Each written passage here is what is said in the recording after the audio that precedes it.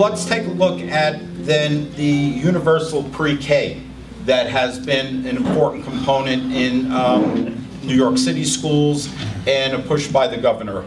And if we look at the importance of educating children before kindergarten with the pre-K programs, do you see this feasible for the ELL students? And, you know, should we be doing that then, is we're rolling this out. I don't think the regulations had any indication of any programs for pre-K. Is this something you would deem important? And if so, you know, what would you see that look like? Stephanie?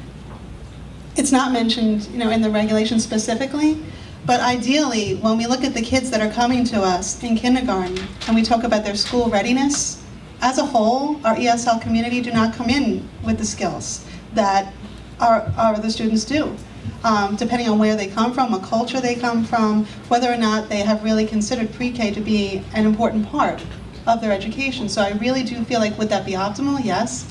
I think that we will run into some concern about reaching out to the community and really helping them to understand that this would be an available resource. But again, without funding, you know, I don't know that this is something that we can, you know, that we can mandate. We have a UPK program in Sachem. We have not had a high number. We have had some, but we have not had a high number of ENL learners in the program. And when they're there, they're receiving the same instruction the other kids are. They're not necessarily really receiving ELL services. Regent Tillis? John, here's another one for you. You can bet that the regents will be requesting substantial more dollars in pre-K, and more importantly, some kind of efficiencies in the regulations for pre-K, which don't really exist now. The new program that the governor advocated this year, the $340 million, 300 of which went to New York City, 40 was supposed to go to the rest of state, came to the regents one day after the legislature passed the bill, and for us to develop regulations. And it was one day before school districts had to put their budgets in.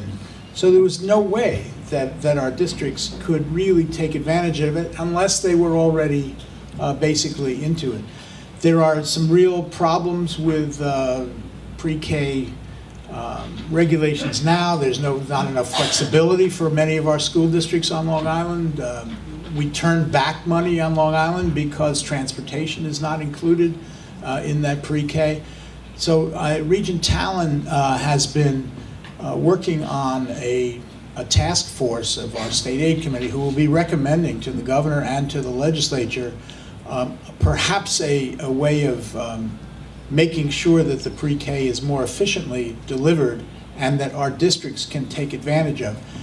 To answer the question of, we have not considered bilingual or ENL or whatever into that pre-K, and it should be. There is also a move to move pre-K to 0 to 3 if we're really serious about having children prepared for school.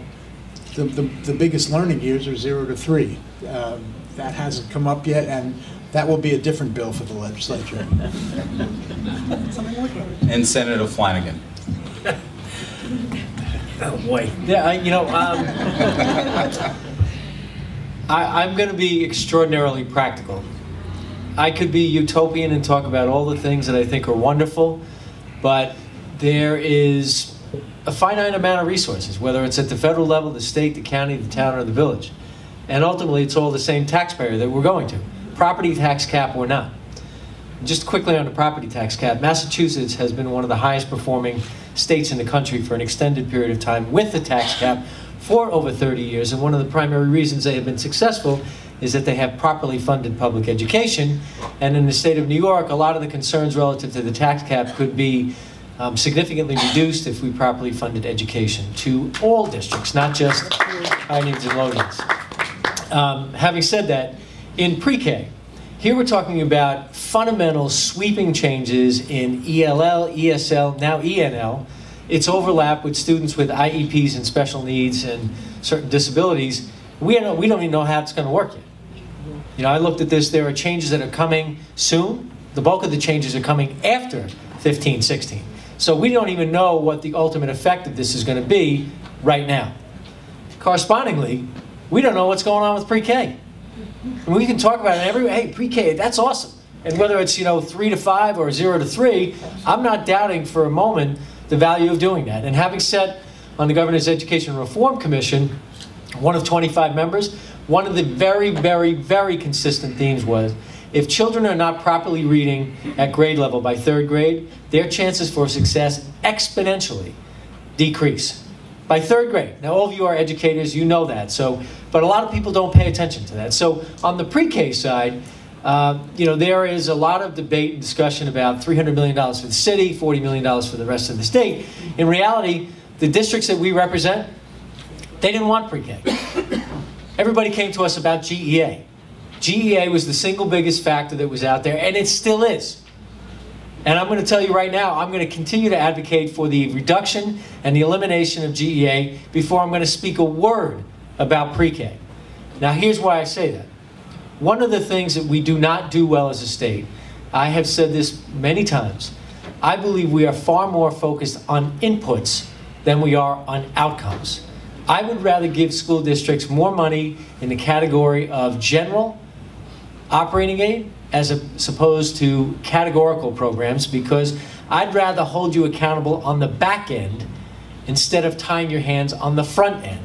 If you want to put money into gifted and talented, you want to put money into driver's ed, you want to put money into home economics, which I'm sure is not the term of art today, but if you want to do all those things, we should be providing proper funding to districts to allow you to manage your resources at the local level. So on pre-K, we had a lot of districts coming to us saying, yeah, we kind of seen this movie before. You're dangling a carrot in front of us. We're going to get a few dollars given to us, and then we're not going to have full funding. We have space concerns. There are clearly very, very significant issues in the city of New York. And let's not lose sight of the fact that we had a very, very unique year with a new mayor who has been strident, and a lot of the stuff that happened with pre-K had nothing to do with pre-K. It had to do with things like charter schools and the fight between the mayor and the governor and the ramifications of that. So in a parochial sense, the GEA is the thing that we heard the most about. We reduced that by over $600 million this year, and I'm going to put in a plug in large part because of the efforts of our delegation, because I know what we advocated for in listening to school districts. So I believe in pre-K, and if there's some component that ultimately has an ENL portion to it, that's fine. But we need to make sure that we are getting the value of our money right now, and I think it's prudent for us to see what the ramifications are of what the changes of Part 154 are, whether they get changed or modified or not. But there's going to be, next year the governor will ask for more pre-K. Certainly the regents will do that, and that's all part of the process, and that's fine. But for the districts that I interact with in every part of the state, outside of the city of New York and perhaps the Big Five, there's not a lot of screaming for pre-K money. People would much rather have it so they're not having to do the crowd out on general ed versus special ed. Those are all important components. There's going to be a lot for us to talk about as we move into the coming year. And just for your information, the regents will be advocating for if not a total reduction of the GEA, a large reduction of the GEA. We discussed that at our last meeting of state aid. And in fact, the GEA more targeted towards the districts that really need it. The way it was reduced wasn't necessarily the way that the needs of Long Island were totally met. So Jim Talon, the chair of our committee, a former legislator, is all in favor of moving the governor, at least. Our recommendation on state to go to the governor, and then he changes them to go to the legislature. But we'll be advocating for a strong reduction in GEA. That's one of our first priorities. Let me just, if I may, John, I just want to add one other point. If you look at this, and ultimately this is about how we are funding our school districts. And going back to the GEA, it started at $2.8 billion. Now it's roughly down to $1.1 billion. There's several $billion surplus. A lot of people have talked about what we should be doing with that money. But here is why this is so important to this region, and frankly in many regions across the state. You have parts of the state where people talk about foundation aid, and that's all they talk about. A lot of the advocates talk about that. But before you can do anything that would modify or enhance foundation aid, you have to address GEA. And Long Island, in a disproportionate way, has not seen more of their GEA restored. Why is that a problem? Because the Big Five, not always the city of New York, but the other Big Four and others, if they have 85 to 90% of their GEA restored, and districts down here have 30 or 35 or 40%, once those other districts get to 100%, they will never talk about GEA again. So until we are all free of that albatross, that is why we have to be so extraordinarily focused on its reduction and elimination. Because if we're not, we're setting ourselves up for disaster, because those other districts will not care one iota about your GEA once theirs is gone. And it's a good thing we have John Flanagan there to make sure that that happens, because he's been the best advocate we can have on that. I'm going to turn it back to Tony. Before I do, I would like to thank our panelists today for taking time to share their insight with us. Tony? No. Thank you so much, Senator. I also want to thank you all for your participation and the insights that you've given us. I know we will take them back and discuss them with our colleagues. Senator Flanagan said something about advocacy groups. Oh, no, I haven't even had a drink yet. CAS will become an advocate for all students. CAS will become an advocate for school districts. I will be sending material to you in the near future and recommending that you forward that material to your state legislature, your state assembly person, state senator, the governor, informing them of what Part 154 amendments could do to your districts. I'm going to leave you... Send it to the regents also. And I will send it to the regents also. Thank you, Regent Tillis. I'm going to end now. I'm going to end with a question. I don't expect an answer from you.